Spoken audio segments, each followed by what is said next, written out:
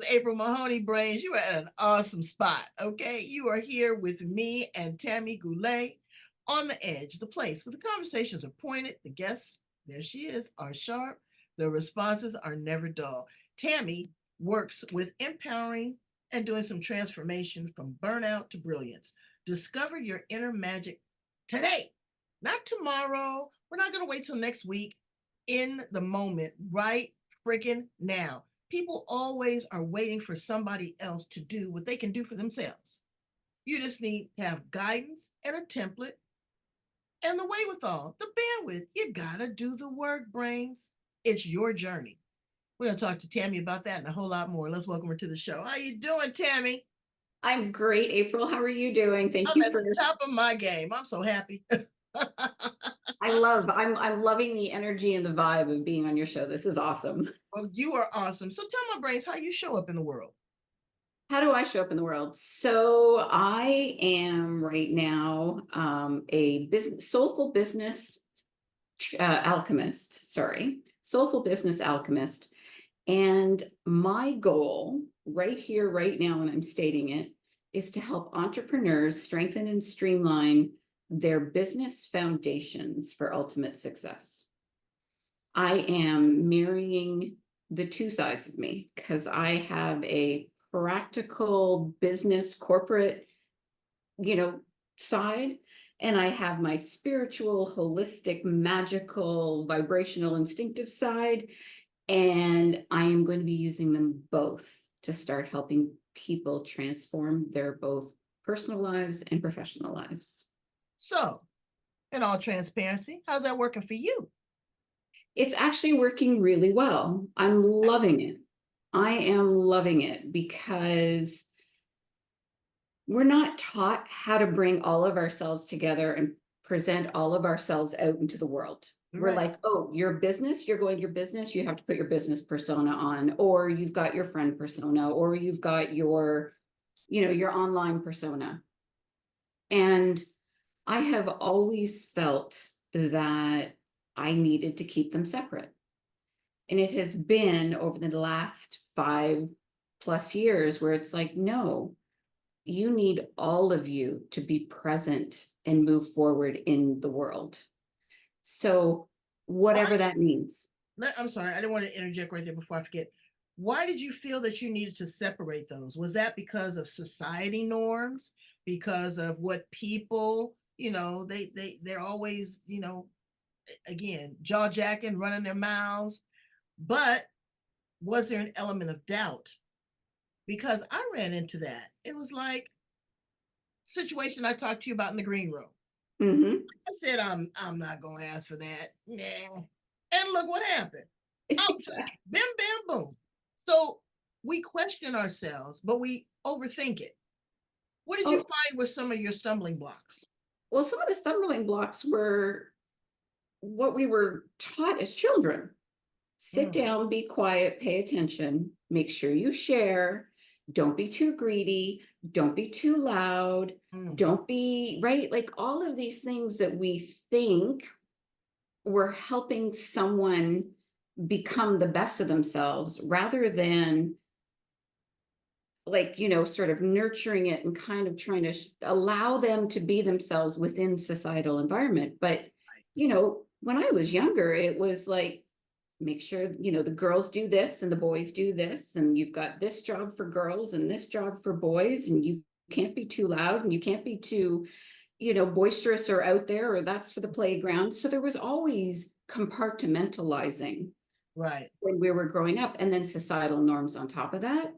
So in my transition, a lot of it is unlearning learned behaviors or Right. behaviors that I'm like, that doesn't fit me, that's not who I am. Right. So Or conforming them to who you are and what society is now. Because you said some things that are very, very pointed. Girls do this, boys do that. Well, I've been a few places here lately. I don't know who's a girl and who's a boy.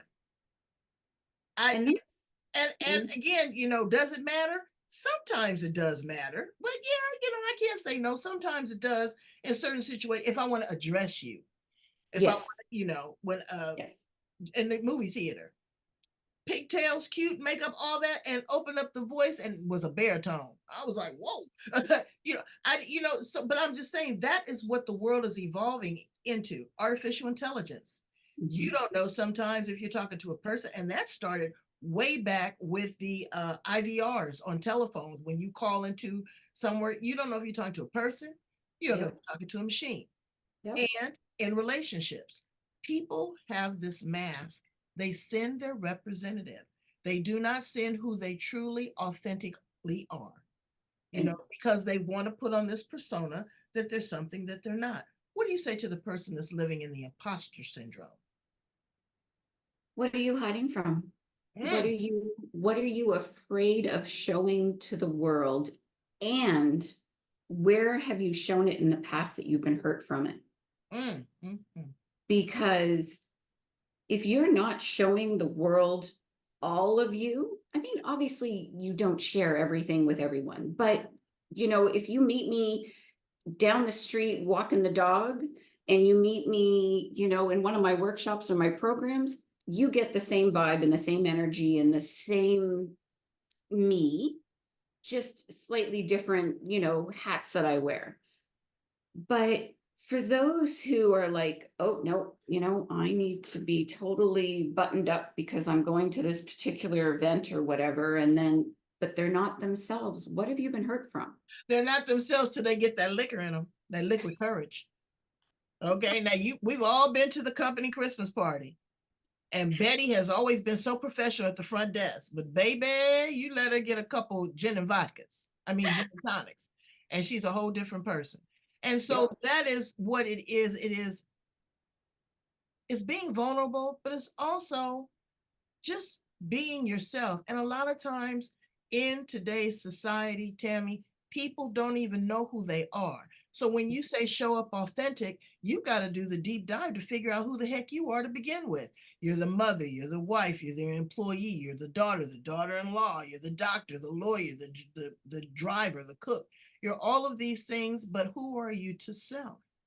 How do you work with your people to allow them to identify who they are and then start in the transformation? So I work with them in a one-on-one container. And the reason I'm doing one-on-one is because each person is unique and individual, and I want them to feel safe enough to be able to be vulnerable with me. So I show up and I am safe. I'm a safe container. I have two different programs. One is a circle method program, and one is specifically for entrepreneurs. But I bring them in and we take a look at everything. If it's personal, it's what is swirling around you that you no longer need to carry. What baggage have you been carrying for years that you don't need to? And how can we shift your perspective? How can we even shift a little bit so that things start to transform and ripple out? And then I keep them in the container for a little bit longer, because as you start to shift, that starts to affect the people around you. And so you're going to have ramifications or reactions from Right. that. And Absolutely. you want to bring them back to, you basically want to become and treat yourself the way you want other people to start treating you. You got to teach them how. Exactly. And it's a learning curve, because you've spent how many years already showing them, no, it's okay for you to treat me this way. Well, now I'm shifting over here and I want you to start treating me this way. So it's a lot of hand holding, being there to answer questions, asking the tough questions. Right. But also being receptive enough to receive the answers. And Yes. all of them are not going to be the best answer. I've got daily mantras, and one of them is God, bring me the highest and greatest good. Yep. I asked that numerous times. How can it get any better than this? And what else is possible? Yep. Absolutely. And when I don't get it, you've brought me the highest and greatest good because it didn't evolve. Exactly. I love to ask my transformational coaches and facilitators and alchemists this question. You're going to greet a new person, okay? Mm-hmm. It's going to be an eye opener for you before anybody else. Mm-hmm. How do we settle into that transition? Because it's like, I got me some brand new shoes and they've been looking at me and I haven't ever put them on. What happens when I put them on and my feet start to hurt a little bit? What do I do? How do I make the adjustment? This is an interesting one, and there are times where I find even myself still going through this, and I have learned that I need to sit. I need to sit with it. I need to sit with myself. I need to allow the anger, the grief, the mourning, the joy, the excitement, the fear, the like the absolute, all the feelings just bubbling up, and I need to allow them to both bubble up and be. Because the more we try to repress and just go, oh, no, no, no, everything's fine, this is good, the more we actually do harm for ourselves. And I noticed you had another guest on about talking about stress and illness, and it is so true. And I definitely try to help alleviate the stress. And I have my own little mantras and stuff. But one of the biggest things I have is I have a basket that sits in front of me. And when I am struggling with a worry or an angst or a fear or a stress or whatever, I will literally imagine putting it in a little bubble inside myself and pulling it out and putting it in the basket. Wow. Because inside me, it's like this big, but when it comes out in the universe, it becomes really, really, really tiny. And then I am able to ask the universe, or Gus, as we talked about earlier. Yeah, God, that's God, universe, and spirit brains. Good old Gus. Yep. And I ask them to help me with it, so that it's not just me carrying it. So when I'm going through that transition, there are things that will come up that come out, and some of them I pull back and bring back in, and others I let go and transition off, because that's part of the alchemy. Is it's about letting go and opening up more space for the new and the excellent stuff to come in. What's your aha moment? What was your awakening? What happened? Where were you at? In the mall? No, my aha moment came in the form of a trauma. Unfortunately, I ended up, I had been off for stress and mental health issues from work because there was just too much going on and I wasn't taking care of myself. First aha, thought I was getting all the help I needed, and decided that, yeah, maybe it's time to go back to work. And unfortunately, the universe had other plans, and I had a freak accident and broke both ankles that afternoon. Wow. The universe basically said to me, no, you're not done. You haven't gone deep enough, because of course I was just sort of playing surface level, and the universe wanted me to do a huge deep dive into myself. And that's when I started finding all the different parts of myself and started sort of bringing everything back together into who I am today. Okay. So now you have this new awakening. Now, are you married? I am. Okay. And you have kids? I do. 4. 4. Okay. So now they meet a new mama and a new wife. And what are they saying? Are they like, messed up like a soup sandwich? They don't know who is this lady? She done broke her ankles. Maybe it's just the pain. What's going on with mama? I have to say that that's how come I sit with people while they're going through this transformation, because I went through it personally, and it was like, I had to have patience with everyone, and I had to be open and honest and vulnerable with them. Saying that I was going through transition, that I was shifting things, that I was going to expect different things, but that I would also be that I would also be giving different things. Right. But it's patience, because I'm going through this transformation, and the transformation inside me is going like this. Right. But somebody else coming in is not in your head. So my husband was not in my head. My husband was not going through everything I was going through. All he saw was this woman who he had married going, what the heck are you doing, woman? And I had to be open and honest with him. And I had to say, I know we've done things this way for a long time. I now want to shift it a little bit because I need to shift it. And he was awesome with it. Took a little bit, but he was awesome. Yeah, that was like my husband. My husband would work and make the money and turn over the check. There's 2 bills that I hated to pay. I don't know, just paying them, you have to pay them, but they just annoyed me just to the point where I was like, ugh. And I said, can you do this? No, no, no, you take care of this. I said, look, that or we gonna be out in the street. Take care of this. And sometimes you have to be demanding. Other times you have to be delegating.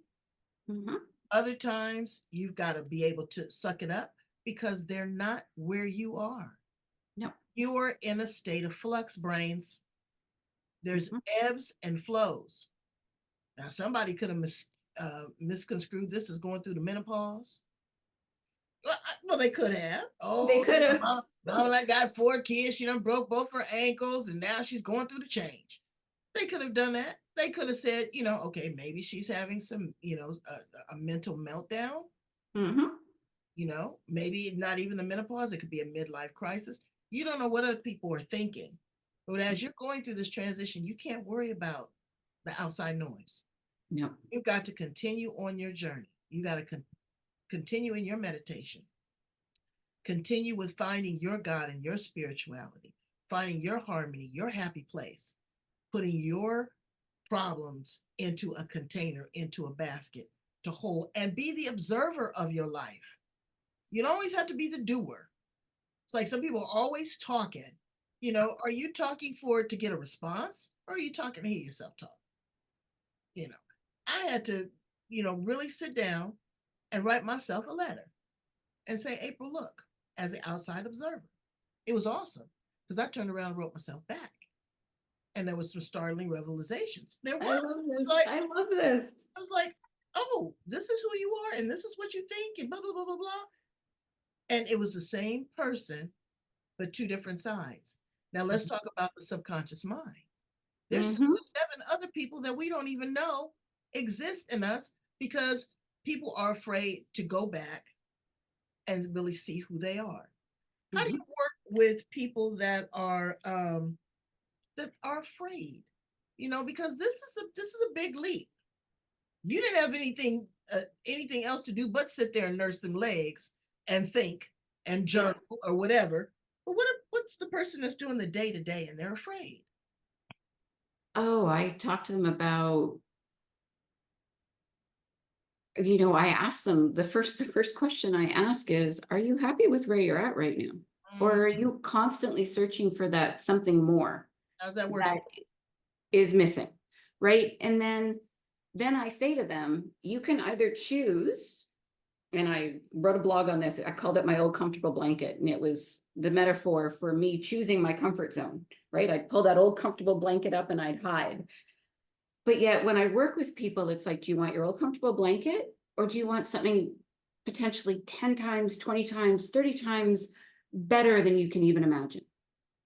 Because the minute you start taking that step to move forward, even with your fear, and I'll tell you about my story, my fear is a blue Gumby, so just give me a moment. But if you take that step with your fear,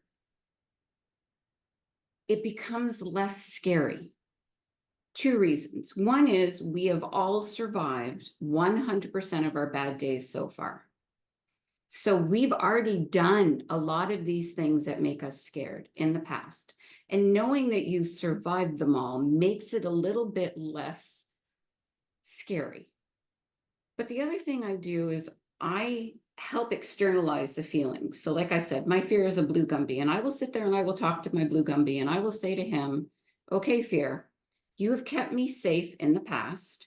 You have been here to protect me when I've needed it. I so appreciate that. But I'm doing this anyway because it's something I want to do and I know I need to do it. Can you come with me and help keep me safe? But let's expand that safety zone. Right. You have a conversation with it. And that's what I tell you, brains, you got to set it outside of yourself. But like the letter, I've got dolls. I've got an elephant here that I've had for a Native American woman gave me 2 spirit animals. One was an owl, and one was an elephant. I love the elephant. And his name is Moose. I'll show you guys a picture of him later. But I talk to that elephant as if it's a human being. And I feel the energy bounce back off of me. It may not be the answer that I think. It may not be anything. But sometimes silence is golden. and you have to sit in the silence.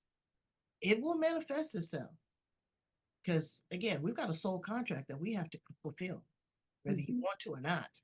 You signed up for it, you got to do it. Am I right, Tammy? Oh, you are so right on that one. You got to do it. It's like going to high school. You didn't want to, but you had to do it. You know, it's like getting pregnant. The baby's got to come out. You can't sit in there forever. You don't want it to, but it's got to come out. So there's things in life that we have to do. So let's talk about some of the fun things that you have to do. I love to ask these questions. If you were a car, what kind of car would you be and why?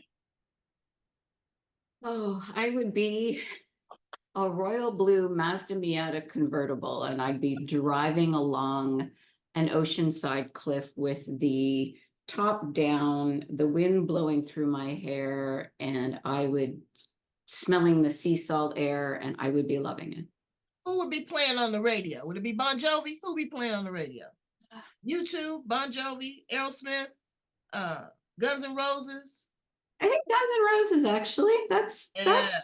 Yeah, Guns N' Roses would be playing on the radio, and I would just be singing along, just feeling so free. Well, I would be a 1974 VW van. I want it all painted with some flowers on it. I want a hookah pipe inside. I want a big mattress. I want my man there with a big old afro. And I'd be listening to probably some Jimi Hendrix or Sly and the Family Stone. Okay, I could just see myself in that element. If you could time travel back to the past, stay here in the present, or project to the future, where would you land? This is an interesting question because I actually time travel in my sleep. I astral travel. So, if I could, I would probably go back and visit myself in past lives and bring that knowledge of my past lives that I know I have more to the forefront and more to the now. What would you say to a 25-year-old Tami Goulet? I would say you are going to go through more than you ever imagined you would. And you are going to come out the other side as a wonderful, inspired role model for other individuals. And you just remember that every time something comes along, just remember that this is leading you that one step closer to the place where you actually finally want to be. Right now. All right. If you were an appliance in the kitchen, what appliance would you be and why? Oh, I'd have to say dishwasher because that's the one that I tease my husband about all the time. And I would be the dishwasher that self-loads itself. Ooh, so that I make sure that it goes in the right spots. I'd be my girlfriend's refrigerator. Baby, why? Because she got the state-of-the-art refrigerator. I think she paid damn near $10,000 for that thing. It tells her when she needs milk. Oh, is that the one that has the screen that you knock and it's got the screen on it. I mean, I'm telling you, I said it should just do everything. But I want to be a place where you can chill. Oh, I like that. I want to be a place where you can preserve things. I want to be a place where I can stay fresh. But also, if I need to freeze you out, I need somewhere that I can freeze you out. Absolutely. If you were, that's interesting, actually, because now that I'm thinking about the dishwasher, I want to get rid of all the guck and grime and baggage and, excuse the terminology, but that just hangs on and hangs on. You can use the word, shit is something everybody does. If you were a animal, what animal would you be? Oh, wow. I would be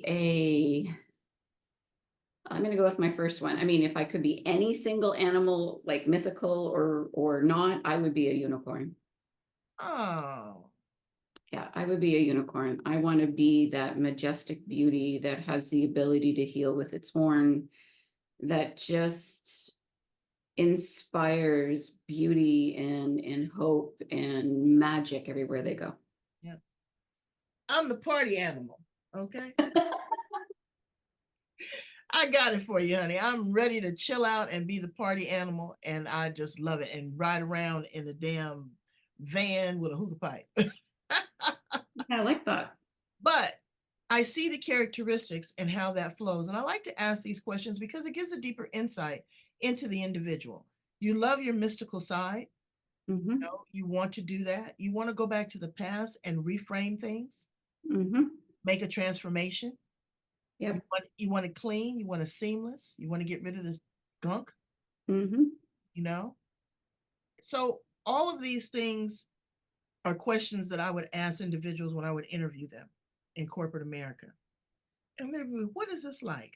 I asked a woman one time if she was an animal, what would she be? You know what she told me? She told me she'd be a snake. Why? Yeah. And that's what I asked her. And I said, okay. Now I tried to look at her with no judgment. She says, because I go in low, I keep to myself, I move around, I know when to strike, I can grab what I want with one bite and ingest it, and then I can shed what no longer serves me. Baby, I gave her the job. Oh Now, yeah. I was careful with what I gave her and what I told her, but she clearly knew who she was and how she could identify with herself. People would not say a snake. A snake is a sign of new beginnings, whether they know it or not, Mm-hmm. And I was like, this is pretty deep. So I incorporated that, and I tell you, I had a team that was unbelievable because I could strategically place people where they Yeah. needed to be, where their ego was. I would feed their ego instead of trying to suppress it. If you needed to hold court, I'd give you 5 or 10 minutes. I have no problem with it. If you want to be the person that just sits there in the corner and not do nothing, I give you a test and leave you alone. You have to understand that, and that's a lot in life.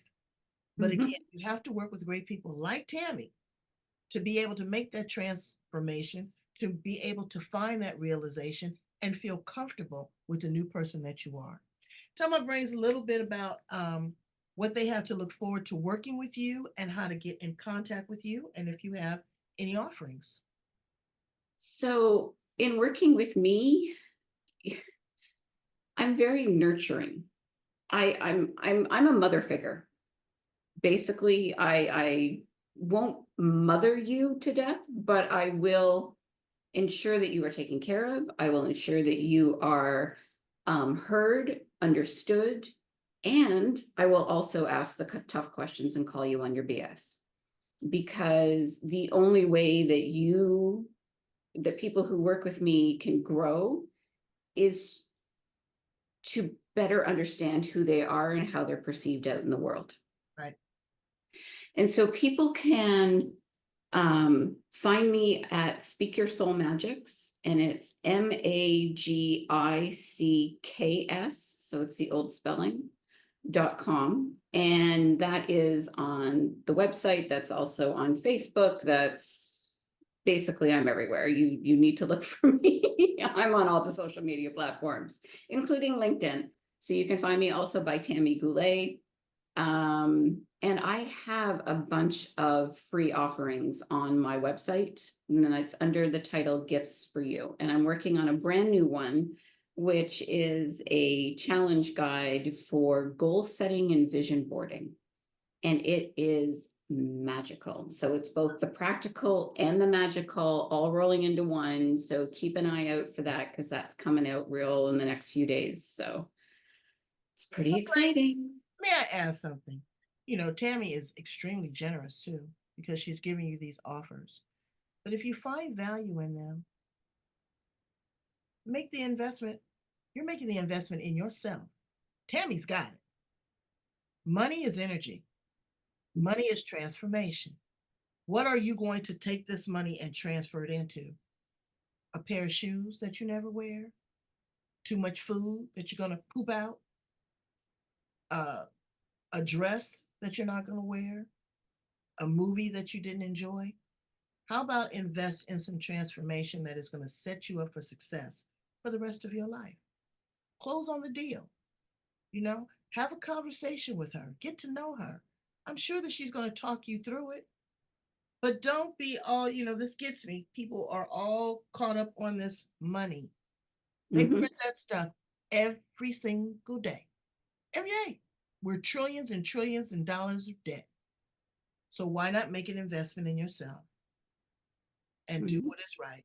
Something that you'll be able to have with you a lifetime, not something that is a temporary, new, shiny object, a quick fix. Okay? Yes. So now here's another quick fix. I want you to go to my website. I want you to go to my YouTube channel. I want you to sign up like Tami and everybody else has to the YouTube channel and to the podcast. I want you to listen. There's over 2,000 episodes, 21 years of experience of talking to great super minds and brains. That's why I call you brains, because I wanted to speak right into your cranium, the place where you process, store, and edit and filter information. So go in, love, like, share, and subscribe. Go in, have a conversation with Tami, follow her, listen to her, check out a couple of her introductory offers, see if it aligns with you. Maybe it doesn't align with you, but somebody that you know. Absolutely, all the time. I'm loving you deeply and completely. Thank you so much for being here on the edge with me, Tami. You are the best. Well, thank you. Bye.